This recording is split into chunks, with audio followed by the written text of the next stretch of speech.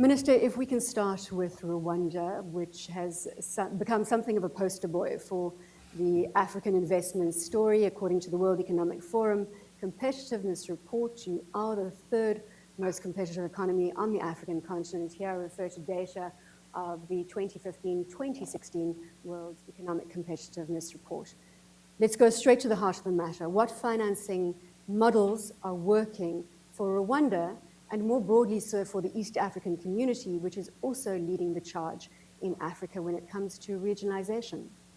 Yeah, thank you very much, and I'm happy that we are invited for this session that is very, very important, especially at this time when we are looking at new ways of investing in Africa. In Rwanda, and of course the whole of Africa in general, the tradition has been that it is only the government that does the investment by borrowing from any of these international institutions, like the World Bank, the ADB, and others. But this one cannot be sustained because there's a limit to how much you can borrow. Once you go beyond 50% debt to GDP ratio, you are entering a red zone, and definitely there has to be other ways of financing development. We have had traditionally a problem because our capital markets, which usually attract the private money, have not been well developed. And this is one of the ways that we have been addressing in the East African region, especially, where we are trying to link our capital markets to see how the private money can be able to be invested in our own region, and making sure that actually all the rules, regulations are all harmonized within the region so that we can attract the institutional investors, the private investors, and others to invest in Africa.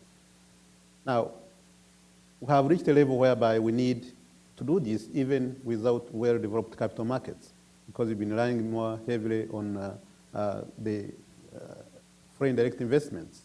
And the foreign direct investments coming to Africa, they come saying, we want to invest, but you need full government guarantees, which becomes a problem because government guarantees is almost equivalent to taking another loan. And this cannot be fully sustainable. Now we are coming up with new models of saying, why can't we co-invest together? Why don't we have the PPP so that we can take on some of the risk and you take also other risk? And at the same time, why don't we bring in other international guarantee agencies, such as MIGA, so that you just simply don't come and rely on government, but you can also attract other international organizations that can take on some of the risks so that we can invest. At the same time, we are saying, why don't you also work with the private sector that you see in our own countries? And that way, it has been very, very helpful. But the experience that we are also seeing in Eastern Africa is that beyond investing in projects, we are also seeing that we need to make sure that we structure the project in such a way that they are attractive to international investors. And we've seen it especially when in the northern side of East Africa, the Northern Corridor Park, the Uganda, Kenya, and Rwanda, especially for the railway, we had to redo the whole structuring to make sure that it's attractive not only to the government, but also to the private sector especially. And do it in such a way that the private sector can be able to invest heavily, and knowing that this is a regional project, the risks is now minimized, and then we see what government can take on, what the private sector can take on. So what we are saying here is that the structuring of the projects, the co-investment, the capital market, of course, blended financing as we talked about. There are also other initiatives that can help in terms of investing in big projects that are also working, including tapping into the local market itself, structuring products in such a way that the private individuals can be able to invest, especially the infrastructure bonds, the equity, so that there's more resources that are coming in, not necessarily depending on the banking system as it has been traditionally. We are seeing this one working in Rwanda. We are seeing this one changing. Projects like the airport and others, it cannot be done by the government alone. It is done by together with the private sector. We are seeing other methods also working within the region, the East Africa, the Northern Corridor, the Central Corridor, where the private sector is actually almost taking over the entire big projects because of the structuring. So it's coming up. But reliant on government alone is never sufficient, and there's no way you can accelerate or sustain our development just entirely relying on government without bringing in the private sector, not only in Africa, but also beyond. Your input is very, very valuable, and this is why I'm going to throw it back to you to the conclusion. So I'm going to put the statement that we started with out there, is that Today, we were going to be looking at reducing risk and mobilizing capital on a new scale. So you can choose either of those sides of the topic, Minister Gatete, and give me your closing comment in a tangible solution for either reducing risk or mobilizing capital on a new scale.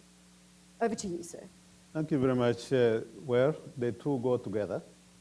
You have to reduce the risk, and that's why we need macroeconomic stability. That's why we need business conducive environment. And that's why we need to work within the regional context and making sure that we really, there is also the sharing of the risk between the government, the private sector, and also the international institutions that take care of the risk. That's very, very important. But at the same time, I wanted just to emphasize one point that our colleague just mentioned. You can't, no matter what you do, you can't continuously sustain the attraction of the resources without building the capital market. This is the basis for anything. And since our countries sometimes have very small capital markets, it's always good to look at it within the regional context. And this way, then, there's more resources that can be attracted if also the conducive environment that attracts the business community is also very favorable. But in as much as we are doing everything that we need to do, without a capital market, it can't work. And that's the long-term way of sustaining the attraction of the resources in our own countries and regions.